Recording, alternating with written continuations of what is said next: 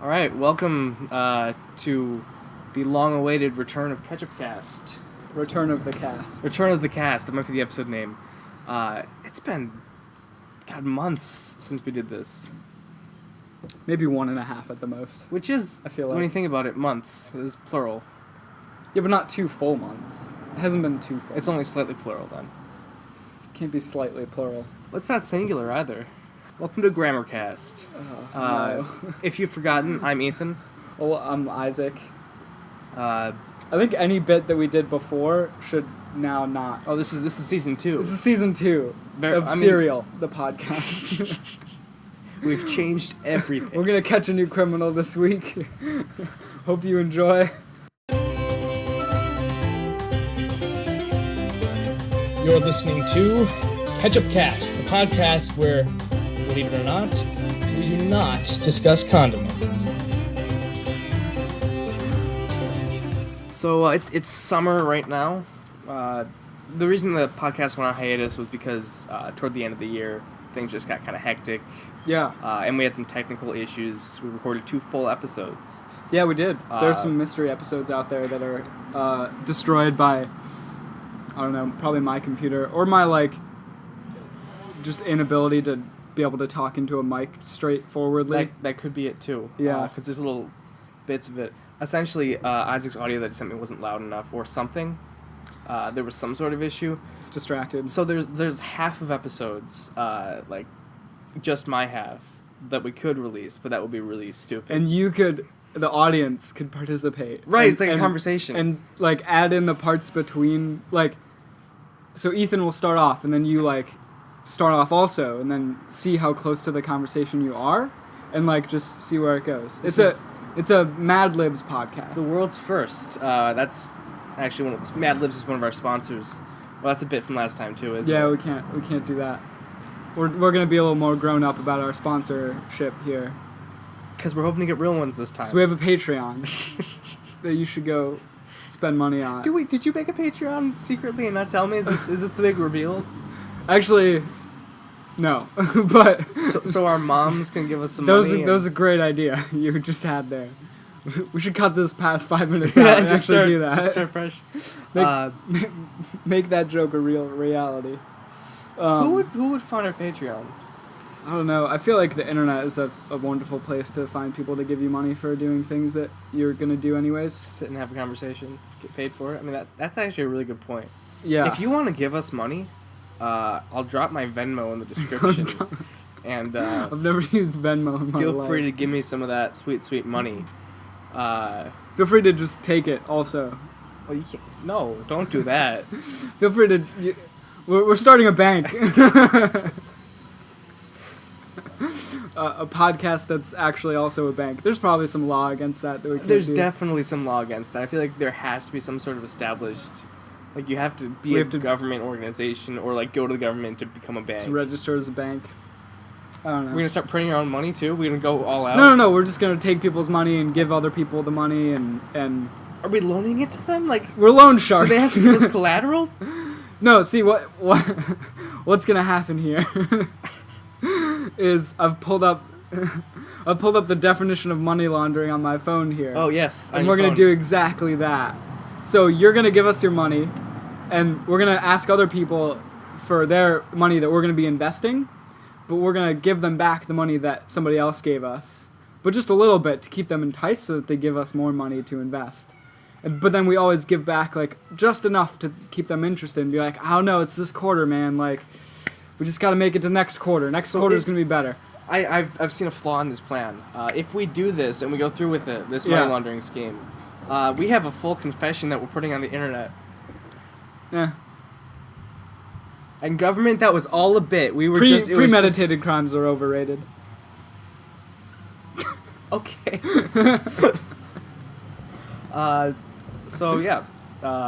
Welcome to the Money Laundering Podcast. We've changed everything. We talk about how to launder money.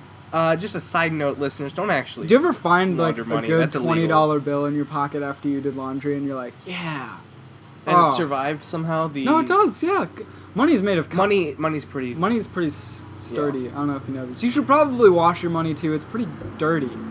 My grandpa he used to. He didn't. This wasn't he used to. We used to go out to this camping area where my grandparents had a camper. Like it was a community kind of in the woods. And they had an ice cream stand up by the pool. Sure. And so one day we were going to go swimming and then get ice cream afterwards. My grandpa gets in the pool and realizes he's got all the money in his swimsuit that is now underwater. So what does he do? He takes it back to the camper, puts it in the microwave. It's a terrible and idea. dries it out in the microwave. Water in a microwave. Oh, I guess you can put water in there. Yeah. I don't know why I thought You've never made Easy Mac before? I don't know why I thought ramen that. Stop. I don't know how a microwave works. Clearly not. I don't know why I thought that wouldn't work. What can you not put? Can't put water in the toaster. In what? You can't, but also in what world do you need to put, like, oh man, my toast is a little dry. Drip, drip. Instead of putting the like floppy wet money in the microwave, he gets like a toaster. Like I think of a classic toaster. Oh, push down, yeah. Like push down toaster with 2 slots. He just drops the money in there and then it toasts it. But then the money like pops up like too stiff, like, ba-ching, and it's like, oh great, it's cha-ching. Cha-ching. It's money. Right. Yeah, that's how it would work. What do you? I mean, electrocution would happen if you put water in a toaster, right? Same reason you shouldn't put a fork in there. This one time I saw somebody putting a fork in the toaster at college to get it out, and I kind of felt bad, but like my instant reaction was to like grab their hand and like pull it away, and they're like, "Why the hell did you just do that? Like, you just like physically grabbed my hand and pulled my hand away from the toaster," and I was like, "You're about to electrocute yourself by putting a fork in the toaster." Like, I don't know who's at fault here, really. It was a situation, but no one was electrocuted though. Like nobody you saved the day. No. I mean, I like pried toast out of like. They were trying to do it carefully, but I've never stuck a fork in a toaster, but I've sort of like scooped. If that makes any sense. Like you're playing with fire there. You're living life on the edge. I'm not gonna stick my hand in a toaster. Probably less chance of getting electrocuted. Yeah, but just flip the little. Sometimes the toast gets kind of stuck, so you have to like extricate it. It does get kind of stuck. You know, if the bread's a little wider. Yeah, get like a plastic fork or something. They don't have plastic forks in the dining hall because at Denison we care. I mean, at my school, we've already said the name of our colleges several times. I don't think you've said the name of my college. You've mentioned where it is though, but at University America. We have metal forks because we care about the environment. So our British listeners would be really confused because they call their university high school and their high school university. Dude, they don't call the it way the rest of the world names things. I mean, I'm sure we're the ones who don't make sense because everyone else does their system. But it's weird. Also, listeners, we're recording outside because it's nice out. I hope you can hear the chainsaw in the background. It's the soundtrack of Catchupcast. Or every truck that goes by. There's a big mail truck. Maybe they're delivering fan mail. Like, yeah. We need a sound booth. And a sound guy. Sound guy? I thought you were the sound guy. I'm just the podcast guy. I'm the everything guy, Isaac. You just send me files, then they don't work. His crappy laptop microphone doesn't work guy. I'm the IT guy, right? Sure. And you're like the big guy in the company who like knows what they're doing in everything else, but like if they touch a computer just explodes. Okay. I'm the guy that can get you out into the wilderness. But I'm the guy who knows how to type words. Who knows how a microwave works. Do they not have microwaves at store? We do have a microwave. I hardly ever use it. Actually, they have one in the cafeteria, but There's a microwave in the cafeteria? That's weird. What? But there isn't a microwave in our dorm building. In the building I live. There's one in my which is a bit paradoxical, I guess you could think. Like it's a bit like, why would you not have one at the place that you live, but at your cafeteria? So if you want to make like ramen or something, I mean, actually, I guess you probably don't make ramen that much. No, not really. We have real food, Ethan. So do we, but sometimes the dining halls are closed and I'm hungry. I don't know what to tell you. We have an actual stove, though. I guess you could boil water on that. You can boil water and make ramen. Unless you can't put water in the stove. Now, how does that work? I don't know. Sometimes I'll be like making mac and cheese on the stove, and I'll be stirring the pot, and I'll just stir a little too fast, and water will come out. And it's an electric stove, so it's just these hot coils. Yeah. And Will just that to be a great electrocute you? Probably. I mean, if you You can't touch put it, water on an electric stove. it evaporates real quick. Well, I'm sure right, if I because touched it, there's a there'd be slab problem. of glass between the two, right? Yeah. The thing about electric stoves is they heat up really quickly. But you can't tell.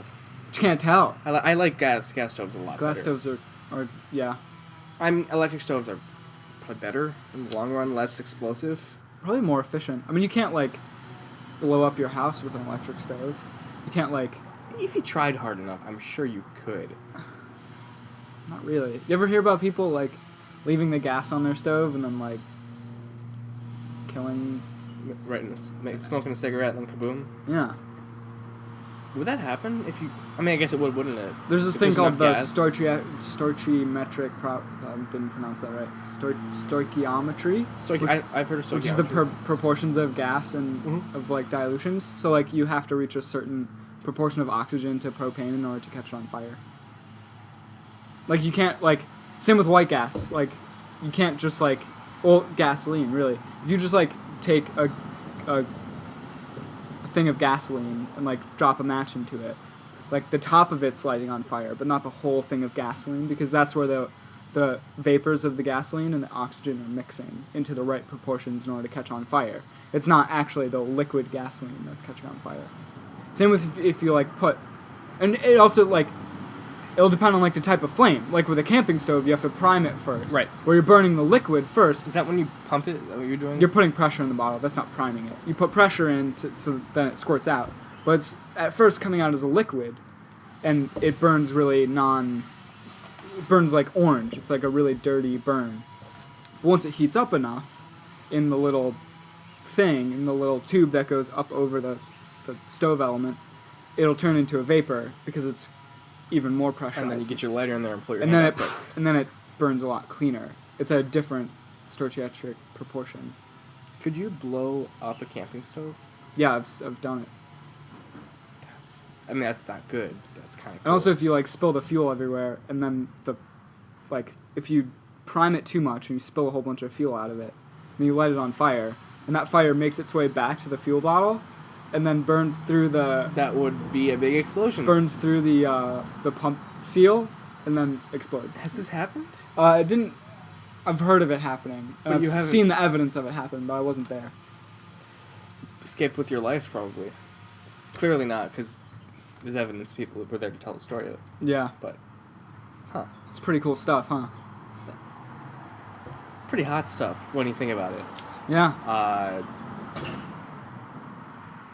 You went down to Massawepie. Went up there. Went down as an expression, Isaac. I'm... Going down to the river. Oh, boy. Going Listeners, up north. I guess you could, like, geolocate us by me saying, oh, it's up there. Same with my school. But I say going up to school. I say going up anyway. An entire bottom half of the country where everything is up from. I think we're going to be okay. Yeah, but, like... Because we've never said where we are There's right only now. a couple states that are north of Vermont. But we're not in Vermont right now. Listeners We don't could know where be. we are. Actually, There they are parts probably of do. there are parts of Vermont that are north of the Adirondacks, or that are south of the Adirondacks. Well, we've come along. Isaac and I are both working at summer camps this summer. It's my first year. It's your first time working at a summer camp. And you've been doing it for a long time. This is my 7th. Wow. Yeah. Wait. 1, 2, 3, 4, 5. No. Wait. Hold on. Yeah. 6. 6 on the list. So you got more expertise than I do. Yeah. So I'm going to ask you a question, then I want to bring it back to just talking about summer camp in general. Let's if that's do it. Okay. Well, what were you up doing at Massawepie? Was some sort of special weekend? I was volunteering, helping set up camp for the summer. There's like several weekends throughout the year where people can come and volunteer and help set up or help take down or do projects that they need done. So I was building in boardwalk over a particularly boggy section of a trail that goes around the lake. It was hard work. It was really hot and humid, and we were moving huge pieces of lumber in order to build this boardwalk, like, I don't know, a half a mile down the trail, like, to our work site. And then from there, we'd build the trail and then keep pushing that further and further along, building more boardwalk as we go, so like the amount you had to carry of this lumber increased every time that your progress did. That's, frustrating, but also like it's also good progress. Yeah. I mean, it was a lot of work, but it was good fun. Got to hang out with some cool people, and it was. And you're going back up. Excuse me, in a couple weeks for the summer. I'm actually going up next week. I'll be gone in a week. Me too. Going back up there for the summer. I might have a special assignment earlier than I thought I would. So my job is to take people out into the backcountry on backpacking and canoeing trips, and some little Boy Scout news for you. There's these huge fires that are going on in New Mexico right now that have closed down Philmont Scout Ranch for part of the summer, which means Boy Scouts young and old that were looking forward to their 10-day backpacking trip in the mountains of New Mexico Can't do it. So they're looking for another adventure to take on for the summer, and the camp that I work at is trying to provide that opportunity for people. Even though we're full on our main summer, we're trying to fit more people in. So I could potentially be going out as soon as like next week on a trek. Wow. Yeah, which is pretty cool. I mean, Adirondacks aren't quite, Massawepie, but They are. Massawepie is in the Adirondacks. I don't know what you mean by that. no, I meant Philmont. It's not quite New Mexico. Yeah, that's what I meant to Yeah, say. it's a totally But different still, and environment. that'll But if you're trying to get an adventure in, we can help you out. And okay. I won't are you marketing? shamelessly plug anything No, right please, now. please. No, go ahead. You had another question. I guess just about like, what is your what do you get out of being a camp counselor? What do you, Isaac, what do you cherish? What do I get out of it? From the experience? Well, I mean, goal is I do this for the rest of my life, and I make enough money to be a real boy. Like, I'm going to school for outdoor education, right? Like, this is what I'm doing. This is like the one part of the year where I actually get to do what I plan on doing as a career for a good chunk of time. So, yeah. And do friendships sort of happen naturally? Obviously, you have friends who live. I've got no friends, Ethan. I don't know what you're talking about. That's why you make a podcast with me. To look for other friends. Right. Not- I'm just the jumping off point. Yeah. I'm the stepping stone to real friends. Some would say. I think you're kidding. But how much am I kidding? Is the question. Last several years are all in doubt now. No, yeah, definitely good friends.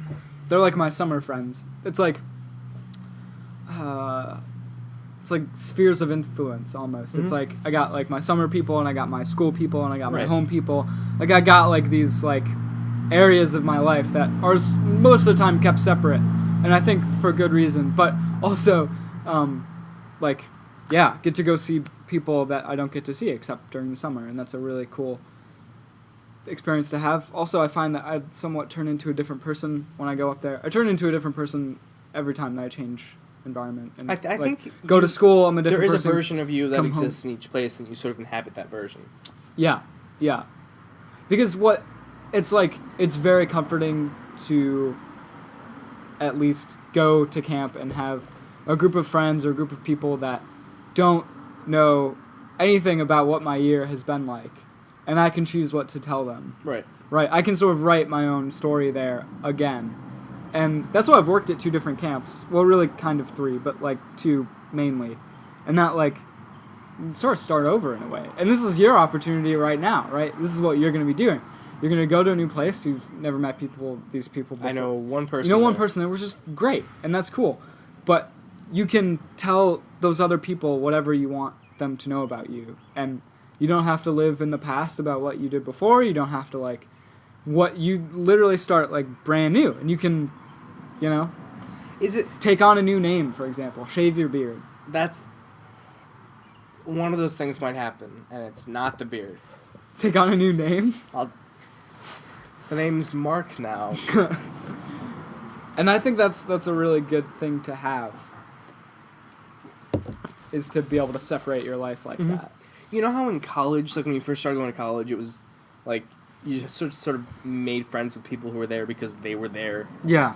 Is that how it was when you first started working at camp? The people who you are friends with now, obviously you didn't start out It's also a As bit close like as you were. out of necessity, right? Like, I guess my college is different. You don't have to, like, you have to work with these people, and it is work. It's not to say that it's all fun, Oh but no, it's like you're working. I mean, you that's- have to sort of have to learn to be okay with these people, right? And like that doesn't mean you have to be best friends with all of them, but it means you have to like I don't know, at least be able to carry on a bantery conversation with them. Like, you know, it could really suck real bad if you hate everybody there.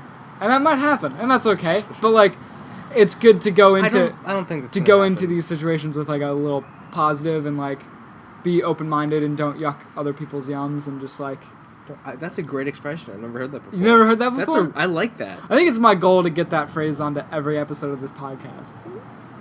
You're six not Six succeeding for so six. far. Wait, what? This is the first episode you've said that. That is not true. It is 100% true. We're gonna get some fan mail about this. We're gonna From be like, let me look fans, back yeah. and hear and see.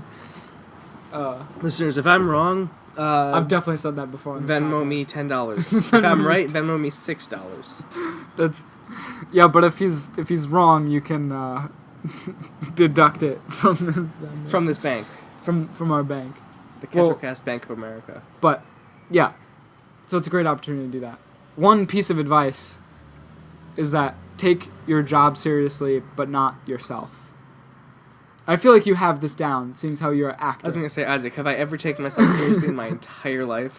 But I think the one flaw that I've seen a lot of people at camp, like, just be just kind of a bad camp counselor and a bad coworker, is that they take themselves too seriously, but they take their job seriously, and they really want to do their job, and that's great, but then they take themselves too seriously, and it's like, yeah, that's what I gotta say about that. I'll let you speak for One of the things I've been trying to do this summer, I mentioned it on the backpacking trip, which we can talk about in a second, because I'd like to, I want to talk about one aspect of it that, Okay. that was nifty, but just have fun every second if you can.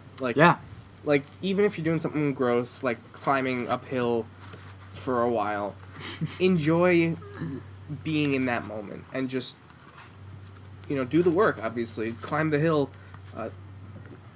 vacuum the cabin, Okay. but just have fun and find joy. Sounds like what you're talking about is mindfulness. I am talking about mindfulness. Welcome to the Mindfulness Podcast. The whole first 22 minutes of this podcast is the intro. Now we're finally getting into it. All right, let's play the soft meditation music as you... This is an ASMR. I've made that joke before. We've Okay, definitely made that joke Never mind. before. And I whispered in the microphone, and there was a big spike on the thing. On to it again. Uh, What were you saying? uh, Mindfulness. Yeah, enjoy it. Yeah, definitely. Enjoy Anything how that much extends you're beyond- not enjoying it.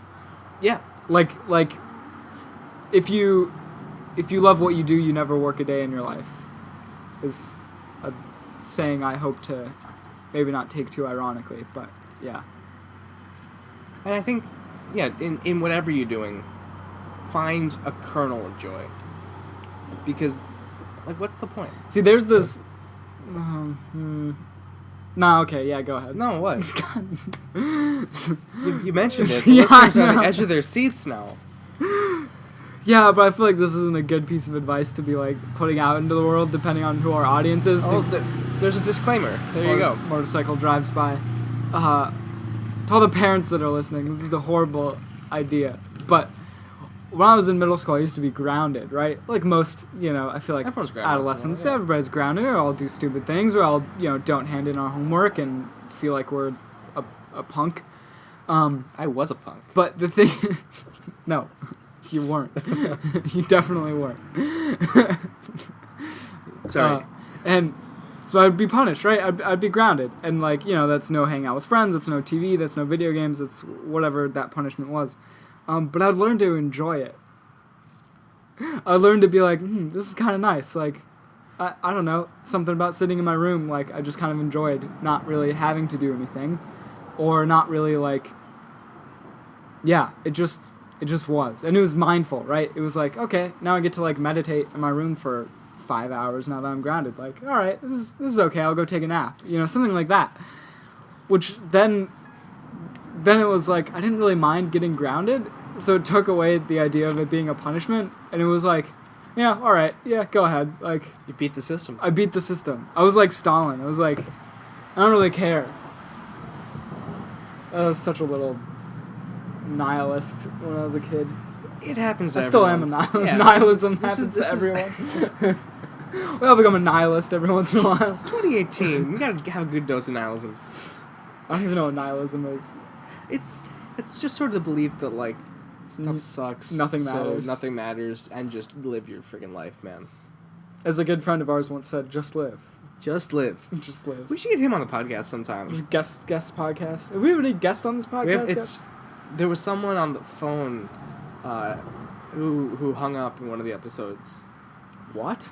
I don't even remember this. It was like a third episode. She must have picked up the phone to make a call, but you were already on the phone. You can hear her voice slightly.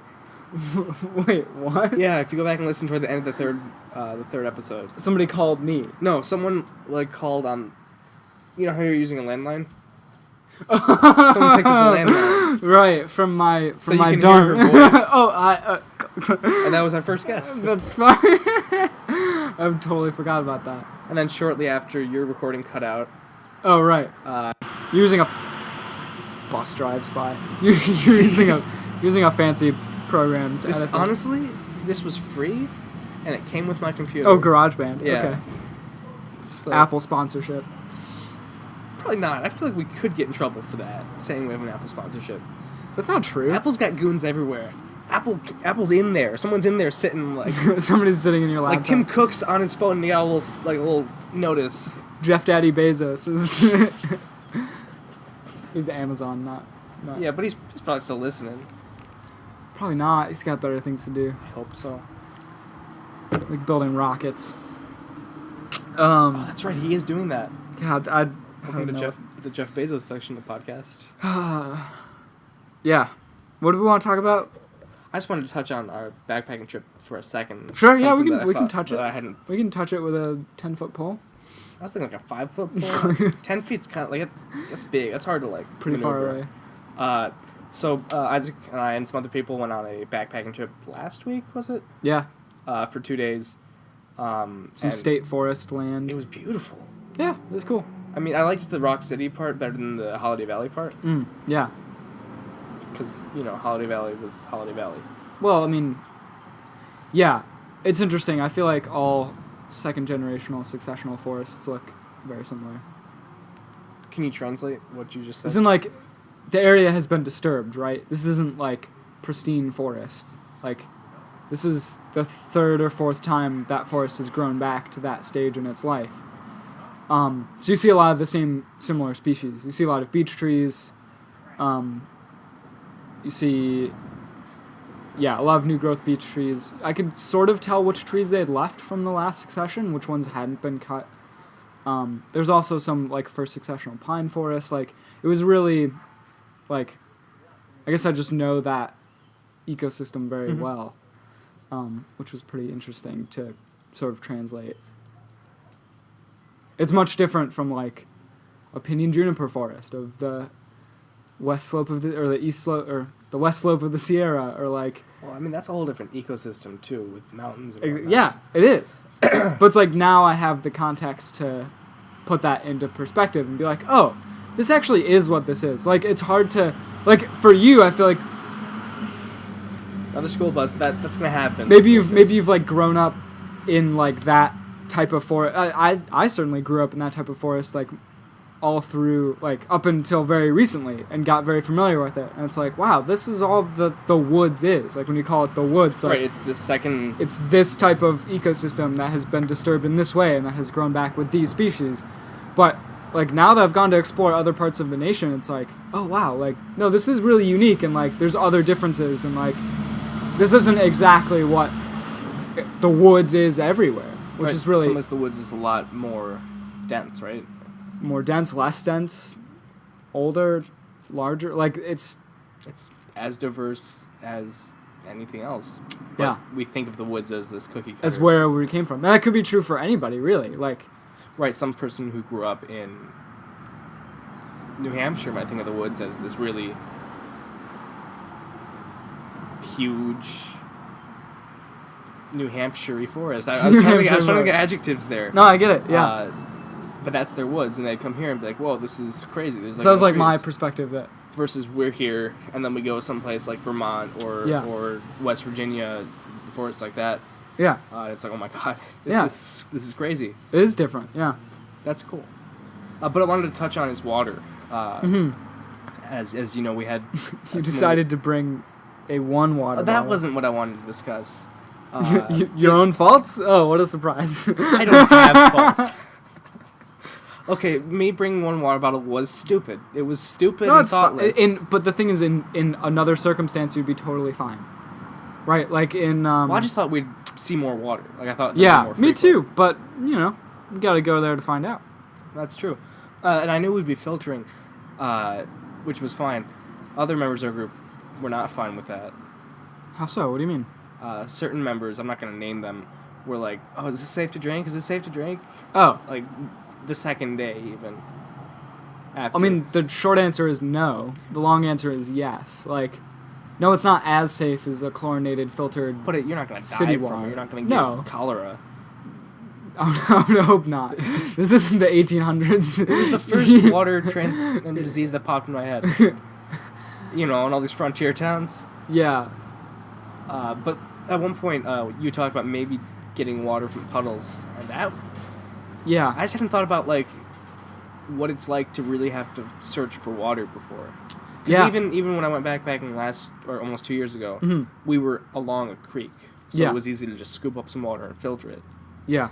Versus, like, us being in the woods where there wasn't a lot of water and we had to sort of search out the little streams. Well, we were high up on the watershed. That's the problem. We started off our hike really high, and then at the middle of our hike was down in that valley where everything was where all the water was going through, which is great. We could fill up there, but then on the other end we hiked back up again. So it's dry on either camp that we're staying at, but in the middle we have all the water, which is like not necessarily the best situation. Right, because I think it was like a mile to water the first campsite. Yeah, probably. I don't really remember. We had at least the lake. Got some funny looks from people, and we were filling up. Yeah, that's why I let you guys go over there and hang out. I was like, eh. We were on like the third Nalgene, and this guy comes over in a kayak. What you making? Like water. Water to drink, sir. It's very exciting. Oh, this is all stream fed. It's real clean. Okay, I mean, but there's people in it, so I get the point. Like you said, yeah, it's all. I mean, I don't know. It's not like as dirty as some like backwater beaver pond or the puddle you wanted to drink out of. Adirondacks, but it's not like a heavy use area. I'm not worried about human contamination too much, but like better safe than sorry. I mean, yeah, that was a weird mix of people on that beach. I mean, you came toward the end, but there was this like every type of person was there. I didn't see any ethnic mixes there. Every type of white person was there. It was like Plato's School of Reason. Do you know that painting? No. Or School of Logic. There's this painting, and it's a bunch of like the Greek philosophers who all lived at different times, but they're in one painting. Yeah. At this like great school. I feel like you shouldn't compare the people we saw at some beach to Greek philosophers. That's true. I take it back. Oh, someone's cool. I wonder how much of that's gonna actually come off in the audio. The cars? Yeah. The ones that go by probably will. But that's a quiet motorcycle. Did you see, speaking of things that were loud, did you see the planes? Oh, shit!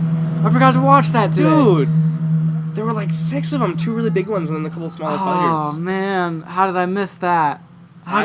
We were talking about it. Me and my dad were talking about that last night.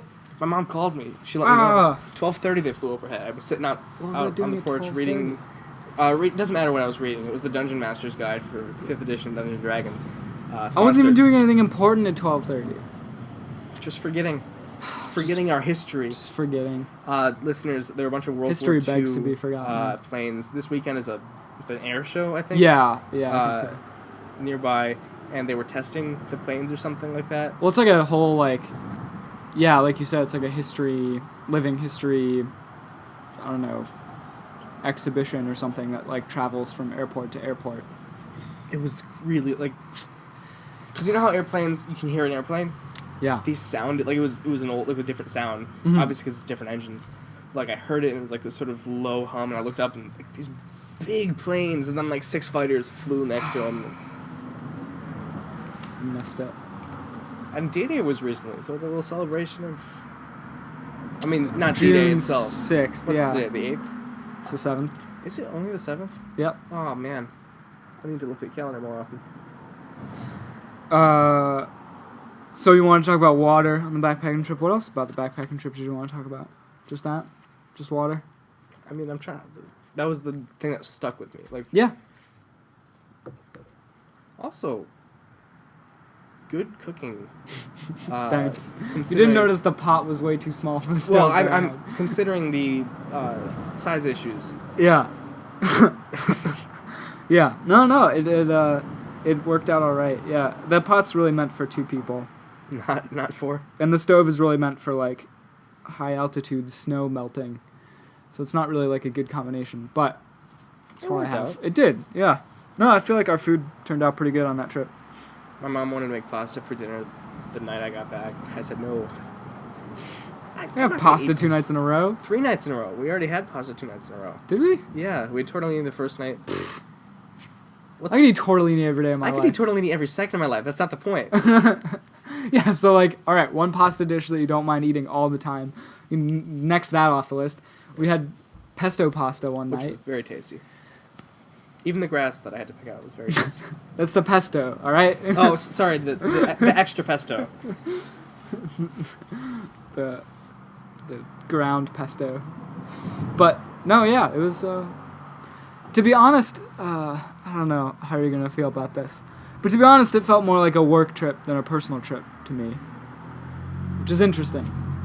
Because I like bookended this trip with like the last trip that I went on was with my friend to Florida, who's also an outdoor educator, and then the trip I did after it was with my dad, a short little canoe trip with my dad, and like out of all 3 of those, the one I went on with you guys felt the most like a work trip. How so?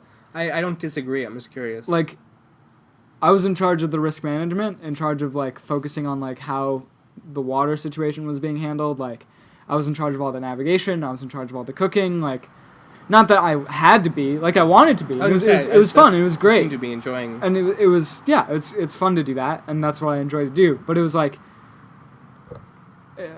it's, yeah. You were our Sherpa, and we I was, were just. yes. we were that's the also a tourists. cultural appropriation. Yeah. but yeah.